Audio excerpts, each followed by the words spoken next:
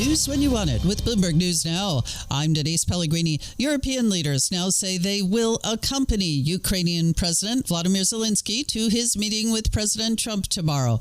European Commission President von der Leyen, along with French President Emmanuel Macron, Germany's Chancellor Merz, Italy's Prime Minister Meloni, and UK leader Starmer, among those, saying already that they plan to attend now in support of Zelensky. And Matt Duss, Executive Vice President of the Center for International Policy, says Ukraine may end up having to give up some territory. It will be a very, very tough pill for Ukraine to swallow, for Russia to retain control of portions of eastern Ukraine. But if Ukraine comes out of that as a sovereign, independent, democratic country that is able to defend itself, I think that is something that the Ukrainians themselves could support. Russian President Putin has insisted Ukraine give up land, specifically the Donbas region, which Zelensky has previously said Ukraine won't do.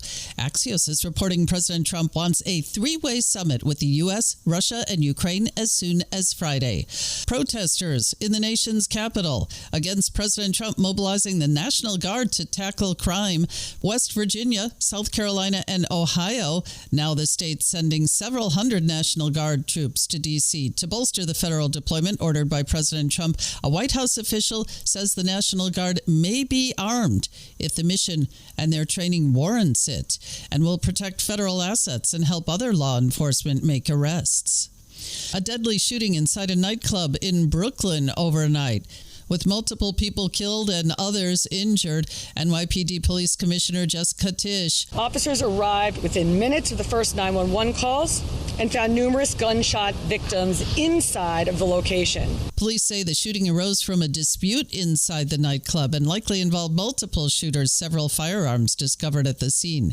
Erin downgraded now to a Category 3 storm as it moves through the Atlantic near Puerto Rico, triggering concern about rain, flash flooding, and mudslides, even in its weekend state. Bloomberg meteorologist Craig Allen says people all the way up and down the eastern seaboard still need to watch out. Landfall for the East Coast remains a very minimal threat, but there will be life-threatening surf and rip currents all along the beaches from the Bahamas and Florida right on up the entire eastern seaboard into Atlantic Canada. Bloomberg meteorologist Craig Allen.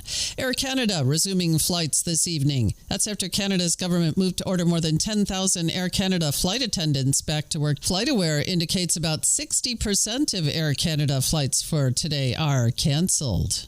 In the Middle East, protests in Tel Aviv against government of Israeli Prime Minister Benjamin Netanyahu. The groups are demanding the fighting in Gaza stop so the hostages taken in the Hamas-led action in October of 2023 can be back home. Israel, meantime, announcing it's preparing to move Palestinians from combat zones to southern Gaza ahead of a military offensive in some of the territory's most populated areas. The health of U.S. consumers in focus this coming week.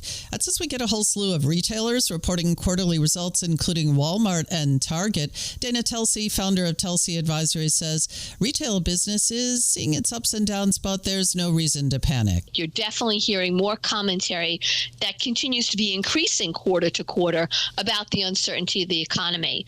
What you've heard from CEOs this week and a little bit last week, and we'll have a lot more next week, is that spending and sales since the end of the June quarter has improved and it's increased. And Telsey there, a guest on the Bloomberg Business Week podcast, which you can download wherever you get your podcasts. And the Fed also in focus as final preparations get underway for the annual symposium in Jackson Hole, Wyoming. Fed Chair Jay Powell will speak as pressure mounts on him to cut interest rates at the next FOMC meeting in September.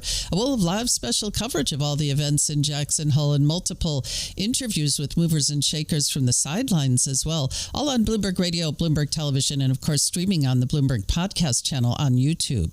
OpenAI staffers, according to sources, plan to sell $6 billion in the company to SoftBank. Other investors would give it a $500 billion valuation, according to some, and that would make OpenAI the world's most valuable startup, surpassing Elon Musk's SpaceX. And that's news when you want it with Bloomberg News Now. I'm Denise Pellegrini. This is Bloomberg.